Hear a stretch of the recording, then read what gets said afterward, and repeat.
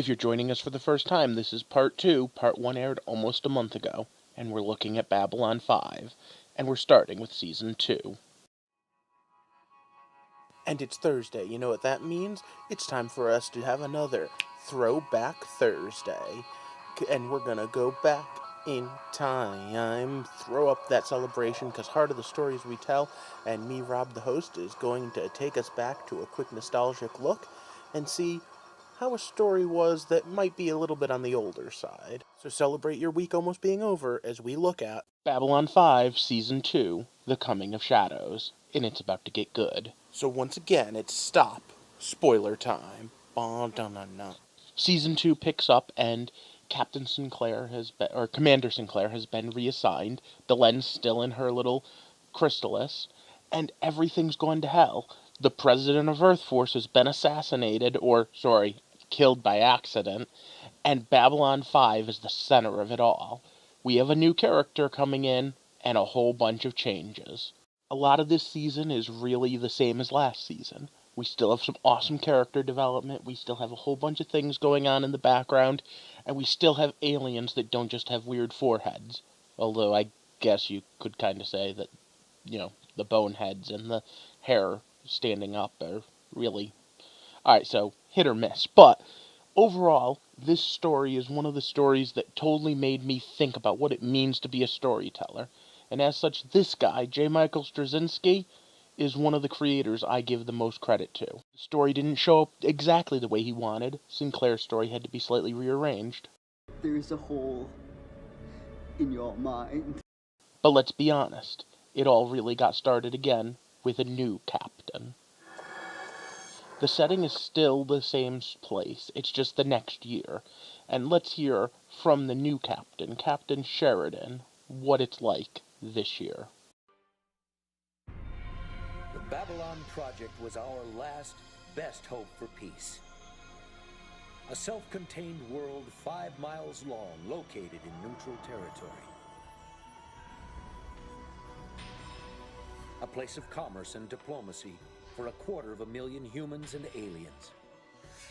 A shining beacon in space, all alone in the night. It was the dawn of the third age of mankind, the year the Great War came upon us all. This is the story of the last of the Babylon stations. The year is 2259. The name of the place is Babylon 5. What I would refer to as the meta plot, the plot that goes through all 5 years, or at least through most of it, the Shadow War itself, continues on. The Shadow conspiracy that we learned about at the end of last year moves along slowly at first. For the most part, even though we've lost the control of the station to a new character, it's still a UN in space. It's still trying to make a place for everyone.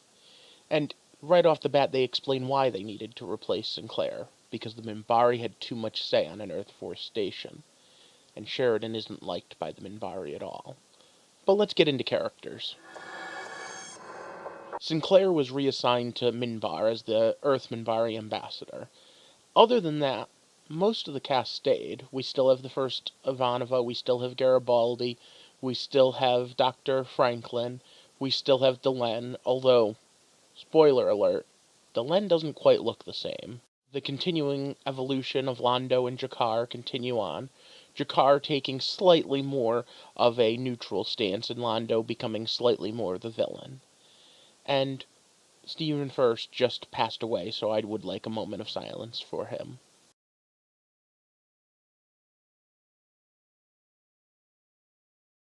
Veer takes on an even more important role this year. However, the character who shows up much more is the Vorlon ambassador, Kosh. How will this end? In fire. Starting from the moment that Sinclair leaves and Sheridan comes aboard, Kosh starts coming to meetings again. And there's an episode we're going to discuss when we get down into specifics that really showcases why. But Kosh pretty much has picked out Sheridan and said, you're going to be my avatar. You're going to be my weapon, my tool. I trust you. And I'm going to teach you. We'll get into that in a second, though. Mr. Morden also comes back for this season and escalates even more deadly than before. He definitely has Londo backed into a corner by the end of the season. All in all, though, the new character is the new captain. Sheridan's a badass. He's one of the only people who's ever destroyed a Minbari ship. In fact, later on we're going to get a really good line from him about that. The exact way I believe that Ivanovat is, and Garibaldi speak of him, is he might be our best hope for if things go bad. He has a history of taking barely adequate defenses and turning them into kick-ass offenses. He thinks outside the box, he's a military strategist. Oh yeah, and he happens to, even though he looks like a tough-as-nails, military-prone guy from his file, just happens to also be a really great guy, and in it to help people, and as such is also part of a conspiracy to uncover the conspiracy to assassinate the president of Earth Force. So what about the plot? Thanks for asking. The plot continues forward, like I said, and as such this is still completely linear. Most of the time is spent, though, not on pushing forward that meta plot, but by day-to-day life on the station. Some of the best moments are when Sheridan decides he's going to take a big risk because it might end up with the station being blown up, and then looks disappointed when the risk pays off and it didn't. And Ivanova has to say, you just didn't want to deal with the Workers' Guild anymore, did you? Alright, on to point of view. And I find I don't have a lot to say about point of view. We're still mostly following, this time, Captain Sheridan instead of Sinclair. But again, everyone gets an episode or two here or there, and of course we get to see into most of the hero's eyes. What this series really does well, though, is continue with all of the themes and symbolism. And as much as I could say that almost everything from I said for Season 1 continues forward here, I want to really point out Kosh. There were people, even back when I was in school watching this, and was trying to figure out exactly what was going on. There were on back then BBSs and the beginning of AOL, trying to figure out what Kosh means when he says things. And there's one episode in particular we're going to talk about that. But overall, we continue with the what is the difference of the memory makes, what is transhumanism, where do machines end and people begin, bioorganic stuff, the entire idea of the universe being alive. And with the addition of Sheridan, we have the what does it mean for you to be you? Because one of the first things that him and Kosh talk about is, Kosh says, I will teach you. And he goes, about you? No, about you. Kosh in some ways treats Sheridan like a child, but not like in a condescending way, but in that I want to lift you up, I want to teach you what it means to be, and what are we, who are we, and what do we want. Now, I'm going to forego the good, the bad, and the ugly again, and instead in its place talk about what episodes I think you really need to watch. And I'm going to specifically call out almost all of them. So I want to point out one thing, and that's the dream sequence that changes everything. Let me set the scene. Sheridan's been in command for a couple of weeks at this point. Kasha's been coming and going. Delenn is out of her chrysalis. We'll get to that after this. And Sheridan's off on a mission in a fighter jet and has been captured by bad guys. These bad guys are torturing him and trying to break him to find out how humans tick.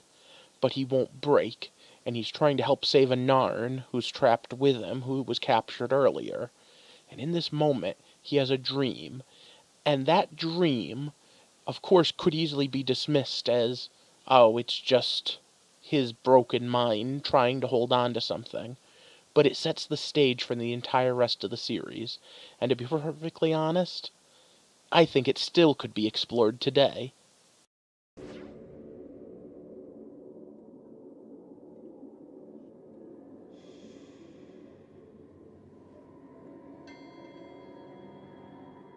Do you know who I am?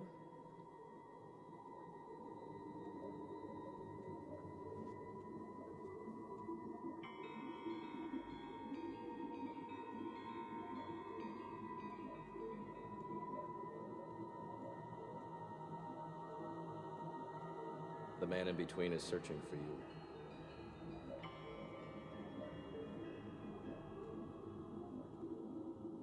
You are the hand.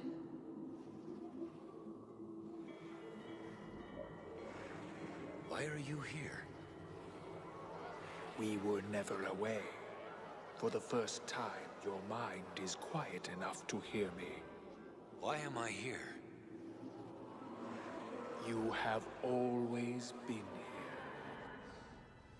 People take apart Game of Thrones scenes, Star Wars scenes to try to figure out what's going on.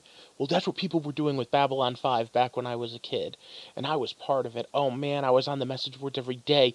Do you think the fact that he was in a Psi Corps uniform means that he's part psychic? Or do you think the fact that that white bird on Garibaldi's shoulder means this? The big clincher, though, is the end of the episode. After coming out of Medbay, Kosh is standing there, and Sheridan looks at him, and Kosh very calmly says, I have always been here. In general, this entire thing begins the relationship with Sheridan and the Vorlons. And again, you just need to go back and watch the entire season. There's also a pilot that got forced on JMS, but I'm not going to cover him as one of the new characters. He is in the opening sequence, and there is stuff about him, but all in all, we're going to skip that. Because I want to get to the other main character to talk about, Delenn. And Delenn and Sheridan have a lot going on, too. But first, Delenn comes out of her chrysalis, and we find out the reason for it is because it bridges the gap between human and Minbari.